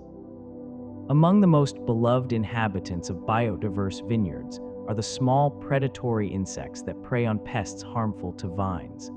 Ladybirds, with their distinctive spotted shells, are voracious consumers of aphids, each one eating dozens of these tiny sap-sucking insects every single day throughout their active season. Lacewings and their larvae are equally efficient hunters, patrolling leaves and stems for aphids, mites, and other soft-bodied pests that threaten the health of the vineyard. Rather than trying to eliminate all insects with broad-spectrum pesticides, growers who encourage these beneficial species can maintain pest populations at levels that cause no significant damage. Creating habitat for these helpers through cover crops and reduced chemical use brings the vineyard into ecological balance. Small allies do large work. The spotted shell signals protection. The practice of biodynamic viticulture treats the vineyard as a complete living organism requiring balance and care. Building on the principles of organic farming and adding further philosophical and practical elements, biodynamic viticulture views the vineyard as a self-contained organism where every element contributes to the whole. Practitioners prepare special composts and sprays from herbs and other materials, applied according to astronomical calendars that align with lunar and planetary cycles. Whether the specific preparations work through chemical, biological, or other mechanisms remains debated, but many respected growers swear by the results. At minimum, the biodynamic approach demands intensive attention to soil health, biodiversity, and the interconnection of all elements within the farm. This holistic perspective often leads to healthier vineyards regardless of which specific practices deserve credit. The vines become part of something larger. The whole supports each part. And from the interconnected life of the vineyard ecosystem, we now trace the ancient origins of humanity's bond with the grapevine. Archaeological evidence suggests humans began cultivating grapes in the South Caucasus region over 8,000 years ago. The partnership between humans and grapevines stretches back to the earliest days of settled agriculture, with the oldest confirmed evidence of cultivation found in the region between the Caspian and Black Seas. Archaeological sites in present-day Georgia, Armenia, and eastern Turkey have yielded grape seeds, storage vessels, and other artifacts dating back more than 8,000 years. The wild ancestor of cultivated grapes still grows in this region, climbing through forests and producing small clusters of fruit that early humans recognized as valuable. From this cradle of viticulture, knowledge and plant material spread outward along trade routes and through migrations, reaching the Mediterranean basin and beyond. The story that began in those ancient hills continues in vineyards around the world today. 8 millennia of partnership. The bond runs deep. Wild grapes were gathered by humans long before cultivation began, with seeds found at prehistoric sites across 3 continents. Long before anyone planted a vineyard, our distant ancestors foraged for wild grapes wherever they encountered them. Archaeological excavations have uncovered grape seeds at human campsites and dwelling sites across Europe, Asia, and North America, evidence that people recognized the value of this fruit thousands of years before they learned to cultivate it. These wild grapes would have been smaller, more intensely flavored, and more variable than their domesticated descendants, but they offered nutrition and a taste that early humans clearly sought out. The relationship began as simple gathering and only later evolved into the deliberate cultivation that we recognize as viticulture. Every modern vineyard has its roots in those first encounters between foraging humans and wild vines. Gathering preceded growing. The fruit found us first. The domestication of the grapevine is one of the earliest examples of humans deliberately shaping plant genetics. When ancient farmers began selecting which grapevines to propagate and which to ignore, they set in motion a genetic transformation that continues to this day. Over generations, they favored plants with larger berries, more abundant clusters, and earlier or more reliable ripening, slowly shifting the characteristics of the cultivated population away from its wild ancestors. This selective breeding happened without any understanding of genetics, guided only by observation and the practical wisdom of growers who noticed which plants performed best. The domestication process also fixed certain reproductive traits, with cultivated grapes becoming less dependent on wild pollination and more amenable to propagation through cuttings. What began as intuitive selection became a profound reshaping of the species. Human judgment shaped evolution. Selection built variety upon variety. Ancient civilizations in Mesopotamia and Egypt depicted vine cultivation in their art and sacred texts. The great river civilizations of the ancient world left abundant evidence of their relationship with the grapevine in paintings, carvings, and written records that have survived millennia. Egyptian tomb paintings show workers tending vines trained on arbors, harvesting clusters into baskets, and then carrying the fruit to storage. Mesopotamian texts mention vineyards alongside other valuable agricultural holdings, recording disputes over boundaries and yields, just as modern land records might. These images and documents reveal that viticulture had already become a sophisticated practice with established techniques and recognized value. The grape was not merely a food, but a crop worthy of careful attention and artistic celebration. Ancient hands did work we would recognize today. The vine was honored in stone and ink. The Phoenicians spread grapevine cultivation across the Mediterranean through their extensive trading networks. The seafaring Phoenicians operated one of antiquity's most extensive commercial networks, their ships connecting ports from the Levant to the Atlantic coast of Iberia and beyond. Along with other goods, they carried grapevine cuttings and the knowledge of how to cultivate them, establishing vineyards at trading posts and colonies throughout the Mediterranean basin. Many of the regions that later became famous for their grape production first received cultivated vines through Phoenician contact. These early merchants and colonizers created a web of agricultural exchange that spread viticulture far beyond its original homeland in the Caucasus region.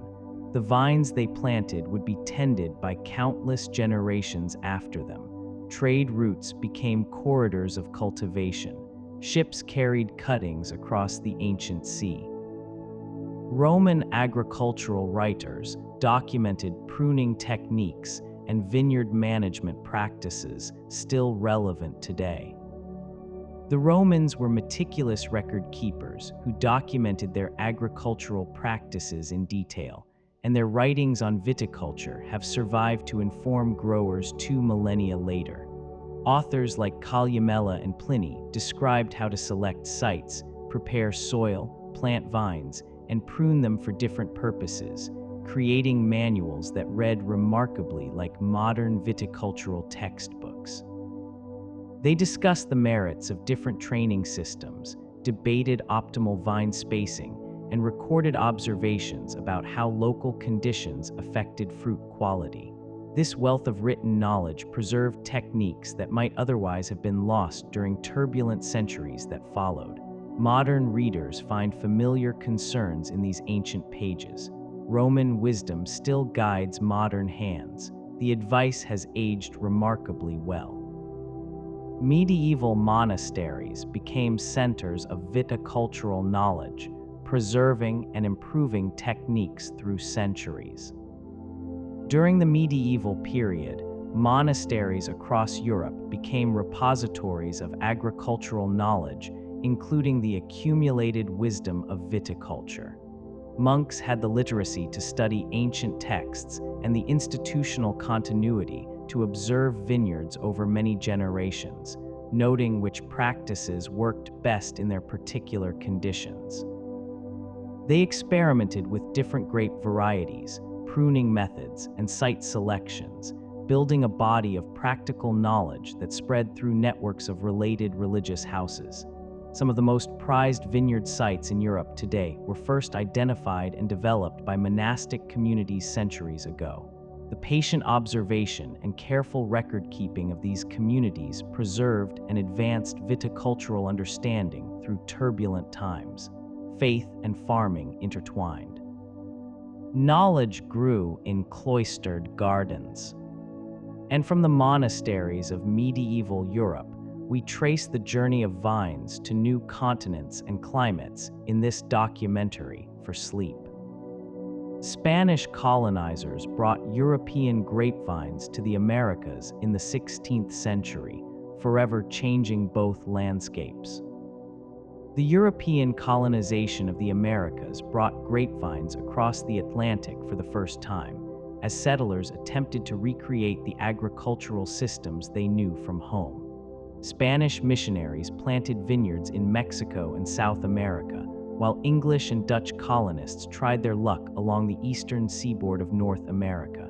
The results were mixed, as European varieties struggled with unfamiliar climates, soils, and diseases that did not exist in their homelands. Some regions proved hospitable, while others defeated every attempt at cultivation, teaching hard lessons about the limits of transplanting agricultural traditions across the vast ocean. The successes established viticulture in new hemispheres where it continues to thrive today. Vines crossed oceans. New roots found new soil. The phylloxera crisis of the 19th century devastated European vineyards and forced a revolution in cultivation. In the latter half of the 19th century, a tiny insect accidentally imported from America began to destroy European vineyards at an alarming rate. Phylloxera, a root-feeding aphid, attacked the roots of European grapevines that had no natural resistance to it, causing vines to weaken, yellow, and eventually die. The plague spread across France, then to other European countries, devastating regions that had grown grapes for centuries and supported entire communities. Entire agricultural economies collapsed as vineyard after vineyard succumbed to the invisible invader hidden beneath the soil. The crisis forced growers to abandon traditional practices and seek new solutions to a problem that seemed utterly unstoppable. Catastrophe reshaped an entire industry. The tiny enemy brought giants to their knees.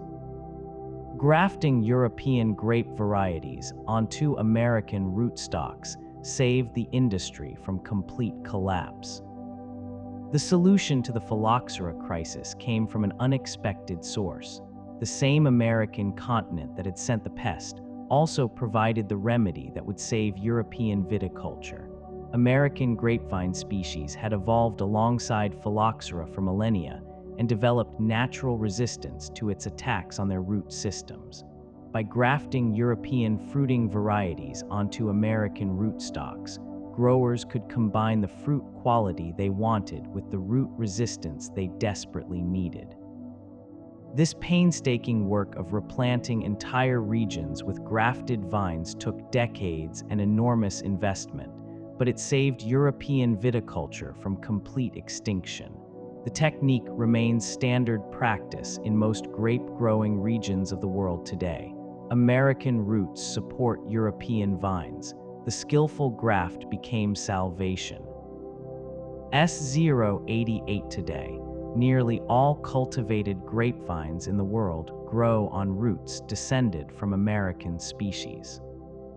The legacy of the phylloxera crisis lives on in virtually every commercial vineyard planted today, where the visible grape varieties grow above ground supported by root systems that originated on another continent entirely.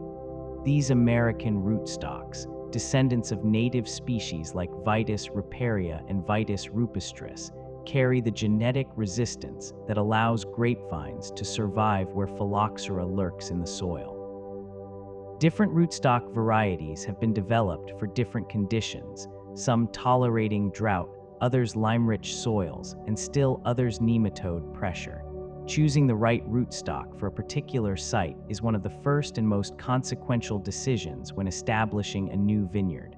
The invisible foundation determines what the visible vine can achieve. What grows below makes possible what grows above. Roots carry the future.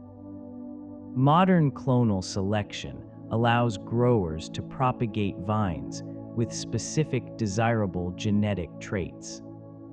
Within any grape variety, subtle genetic variations exist that affect how individual vines perform in different conditions across the growing season.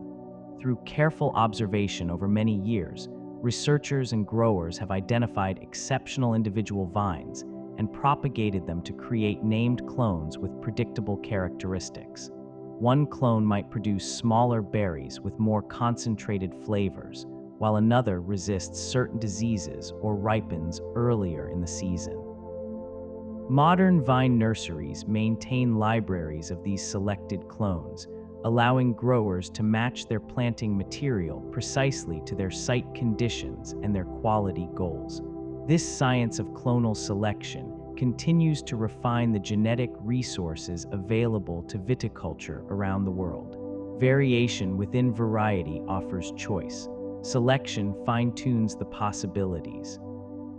Vine nurseries carefully cultivate young plants for years before they are ready for transplanting to vineyards.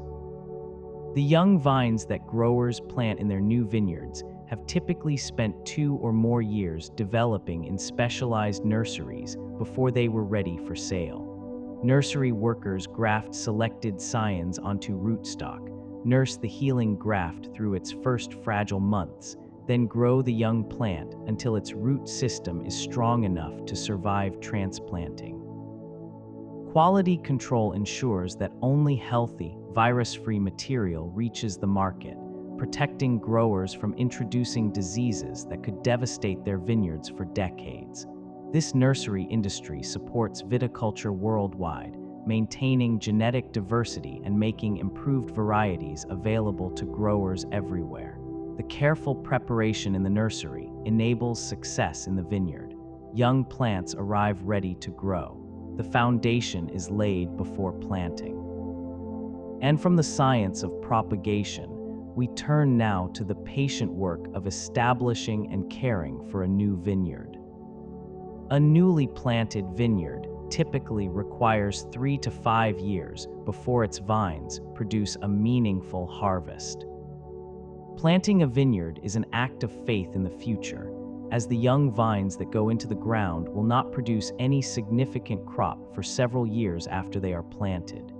During this establishment period, the vine's energy goes into building root systems and permanent structures rather than bearing fruit that will fill the baskets at harvest time. growers must invest in caring for these non-productive vines, training them, protecting them from pests and weather, and waiting patiently. The first small clusters that eventually appear are often removed to keep the vine focused on vegetative growth.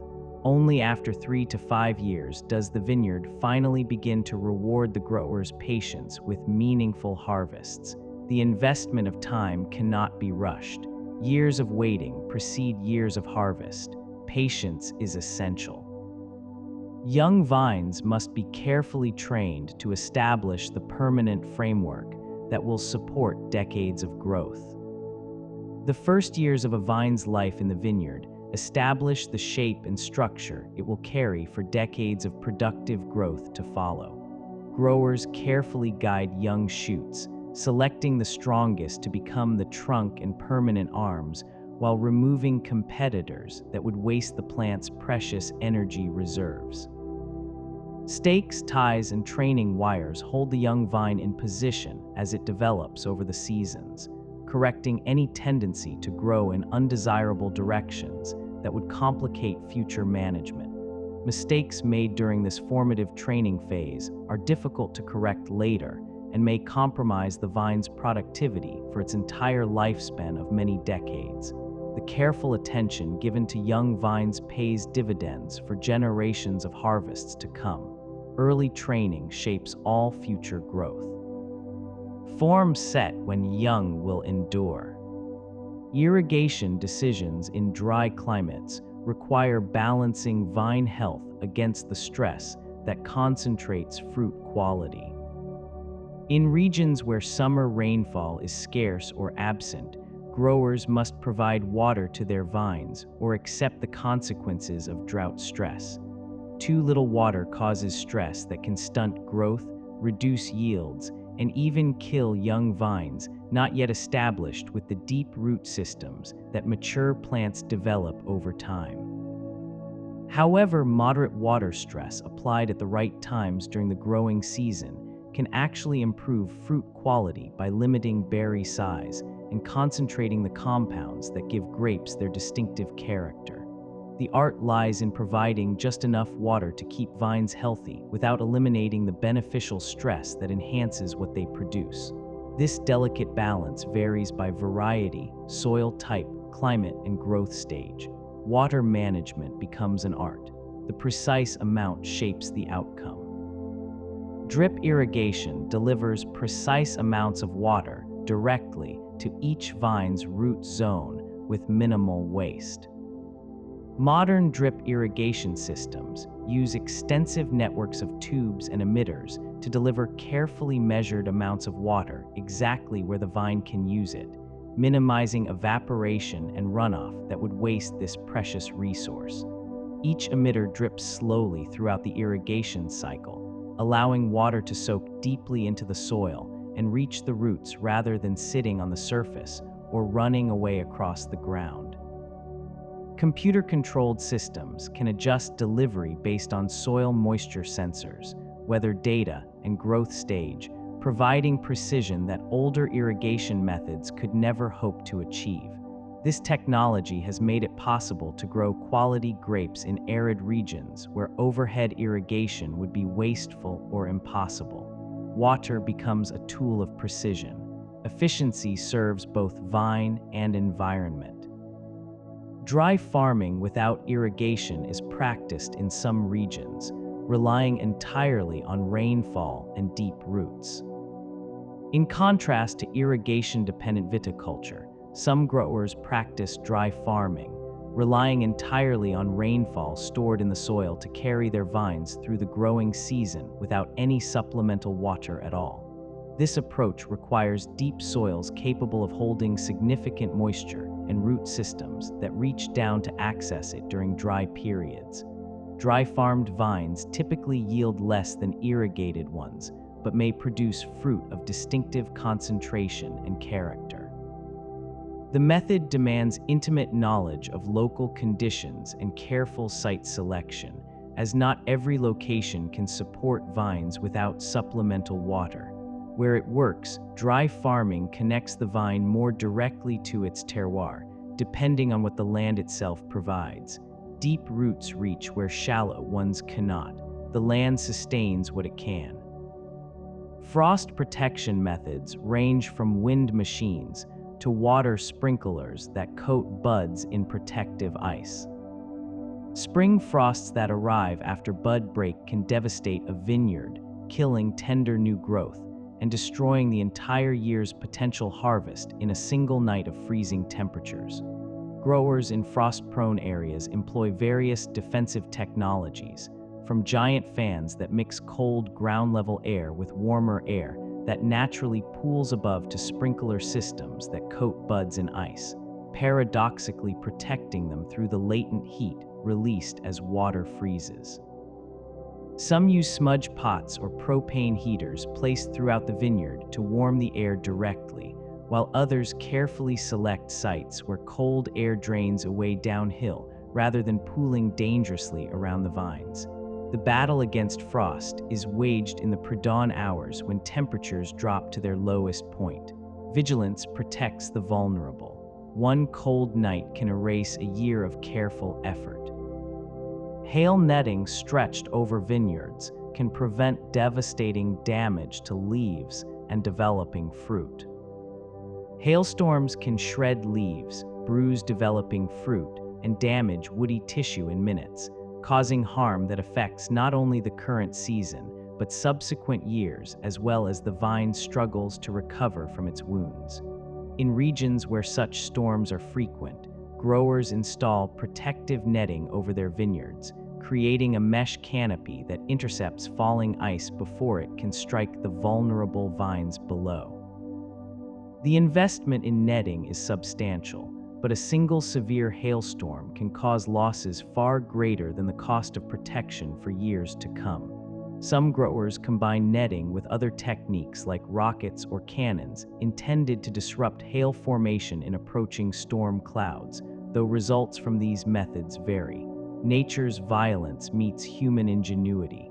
The net stands between sky and vine. Protection allows the harvest to survive. And as you rest in this moment, let the image of a peaceful vineyard settle over you, rows fading into evening light, leaves rustling in a warm breeze. In this sleep documentary, the vines ask nothing of you but to rest. Sustainable viticulture aims to balance productivity with environmental stewardship for future generations. Growing concern for the health of the planet has led many grape growers to adopt practices that reduce their environmental impact while maintaining productive vineyards. Sustainable viticulture encompasses a wide range of approaches, from reducing chemical inputs and water use to protecting biodiversity and building healthy soils that sequester carbon. Certification programs help consumers identify grapes and products grown according to environmental standards. The motivation comes both from personal ethics and from growing consumer demand for sustainably produced goods. Many growers find that sustainable practices also improve economic resilience by reducing input costs and building soil health for the long term. The future of viticulture depends on working with natural systems rather than against them. Care for the land becomes a legacy for those who follow. Precision agriculture uses sensors and data analysis to tailor vineyard management to specific conditions. The digital revolution has reached the vineyard, bringing tools that allow growers to understand and manage their land with unprecedented precision each day.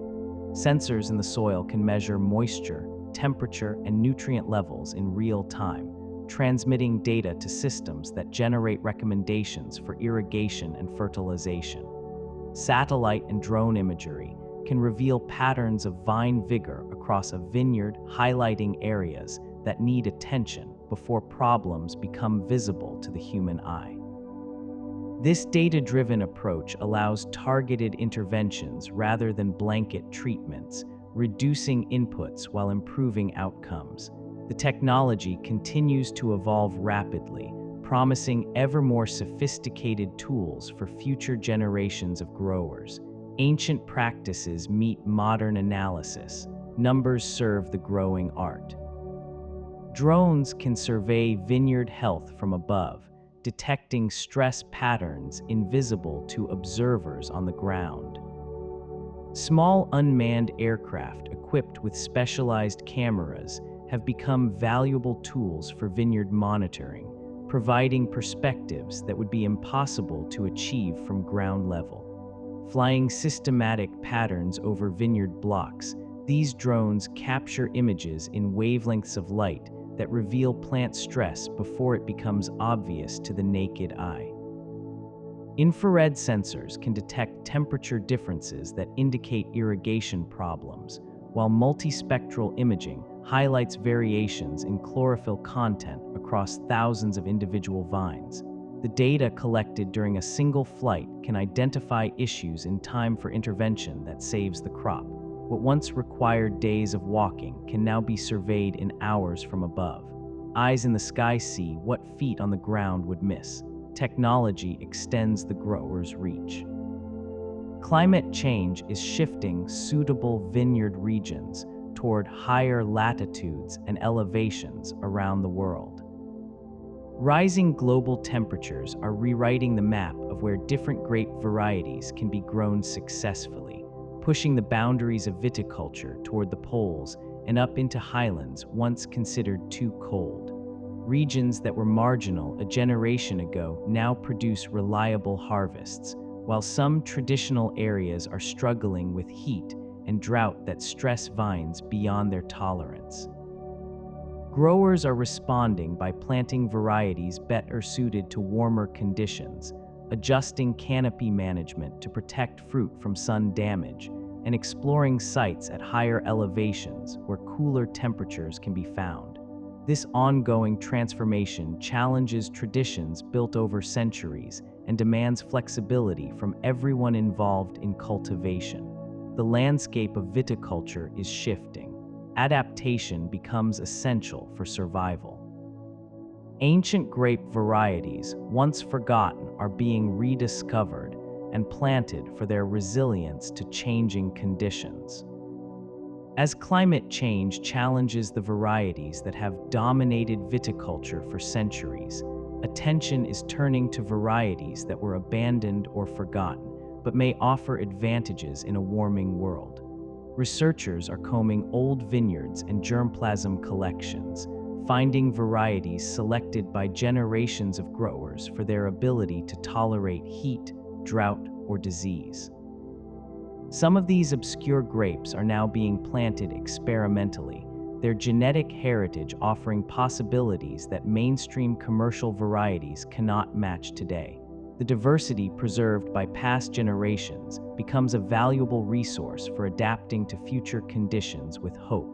What was once forgotten may prove essential for future survival. The past offers seeds for the future. Ancient wisdom finds relevance in an uncertain world. And from the challenges of a changing planet, we return at last to the simple wonder of the vine itself, completing this sleep documentary on viticulture. The twisted shape of an old vine trunk tells the story of decades of growth, pruning, and adaptation. An old vine that has survived for 50, 80, or more than 100 years tells its own biography in the shape of its weathered dark wood. Each twist and turn of the trunk records a pruning decision made decades ago by a hand long since gone from these rows between the hills. Scars mark where disease or damage was overcome, while the gnarled bark speaks of winters survived and summers endured through many passing seasons. These ancient plants carry a dignity that young vines cannot match, their very perseverance a testament to the resilience of life. Many of the world's most valued grapes come from these old survivors, their deep roots drawing resources that younger vines cannot reach. Age becomes a form of character. The old vine remembers what newer plantings have yet to learn. Time itself writes on wood and bark. Each annual growth, ring in a vine's woody tissue, records the conditions it experienced that year.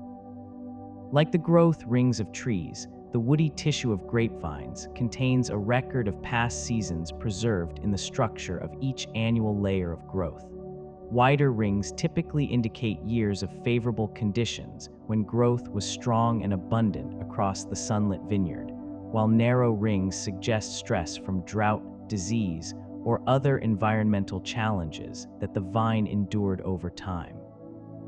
Scientists can study these patterns to reconstruct past climates and understand how vines responded to conditions long before modern record-keeping began. For the grower, understanding this relationship between conditions and growth helps inform decisions about the current season. The vine keeps its own diary in wood and cellulose. Past years leave their marks in patient rings of growth. History is written one season at a time. The leaves that fall in autumn decompose to nourish the soil that will feed the vine again in spring. The cycle of growth and decay in a vineyard is one of continuous and peaceful renewal, with each year's fallen leaves and pruned canes becoming food for the countless soil organisms that will nourish next year's growth and the years beyond that still lie ahead. Bacteria and fungi break down the plant material slowly, releasing nutrients that rain and irrigation carry back into the root zone where waiting roots eagerly absorb them. Earthworms and other soil creatures incorporate this organic matter into the earth, improving structure and water-holding capacity over many seasons. This natural recycling reduces the need for external inputs and builds soil health over time. The waste of one season becomes the foundation for the next. Nothing is truly lost in this patient cycle of return. Death feeds life in an endless turning. Seeds from eaten grapes have been spread by birds and animals for millions of years, long before humans intervened. Long before humans took any interest in grapevines, birds and mammals were already spreading their seeds across landscapes from forest edges to riverbanks and beyond. The sweet flesh that surrounds grape seeds evolved as a reward for animals willing to consume the fruit and carry the seeds to new locations in their digestive systems. This relationship helped wild grapes colonize suitable habitats across continents and islands, their range expanded by wings and legs rather than human hands. Even today, wild grape species continue to spread in this ancient way, their success dependent on partnerships forged over millions of years of evolution. The vine was always a traveler carried by others. Animals were the first to carry its seeds across the land. Partnership with wildlife preceded partnership with humans. A vineyard at rest in winter holds the promise of another year, another cycle, another harvest of sun-touched fruit. When the last leaves have fallen and dormancy has settled over the vineyard, the rows of bare vines standing in pale winter light might seem lifeless to a casual observer passing by on the quiet road. But beneath the surface, roots continue their slow work, and within the woody canes, buds hold tightly packed embryonic leaves and flower clusters waiting for the signal of spring warmth. The apparent stillness is not emptiness but potential, energy stored and ready to explode into growth when warmth returns once more. Growers who walk their dormant vineyards can read the promise written in each healthy bud, the shape of next year's harvest already determined by this year's attentive care. The rest is not ending but preparation. Dormancy holds the seeds of renewal. Winter quietly dreams of returning spring. And so the quiet story of sunlit vines grows still, settling into the peaceful silence of evening. In this sleep documentary, we have wandered through the ancient art of viticulture, from the deep roots that reach into darkness to the leaves that capture light, from the tiny flowers of spring to the ripening clusters of late summer. We have traced the history of humanity's long partnership with the grapevine, explored the living ecosystems that share vineyard hillsides, and considered the patient cycles that govern all growth in this sunlit world. These science facts about vineyards and their quiet rhythms have carried us through a journey measured not in miles, but in the slow turning of seasons. If this documentary for sleep has brought you peace tonight, consider subscribing to join our community of curious minds. There are more gentle facts waiting for you, more science for sleep ahead. Share these facts to fall asleep to with someone who could use a peaceful night, and we will continue this sleepy science journey together. Right now, as you listen, somewhere in the world vines are resting in winter stillness. Somewhere else, buds are swelling with the first warmth of spring. And somewhere in a sunlit vineyard at this very moment, leaves are turning toward the light, doing the quiet work that has sustained them for millions of years. The same patience that guides a root through stone is present in your own body now, healing and renewing as you rest. Let your eyes close if they have not already. Feel the weight of your body sinking deeper into stillness, as though you were settling into warm soil. Let each breath carry you further from waking, further into rest. Imagine the slow movement of sap through a dormant vine, the unhurried pulse of life waiting for its season. Let your breath match that ancient rhythm, slow and steady, knowing nothing is required of you but to rest. Tonight, as you sleep, vineyards around the world will continue their quiet cycles. Roots will draw water from deep earth.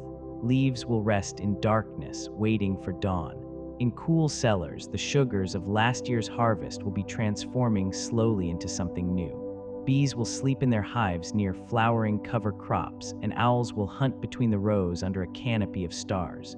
You are a small, warm presence within this vast green world, peacefully resting among the wonders. Sleep well, sweet dreams. And may you carry with you the quiet knowledge that patience is its own reward, and that the most beautiful transformations happen slowly, in their own time, beneath the gentle light of the sun. This has been Drowsy Discovery. Good night.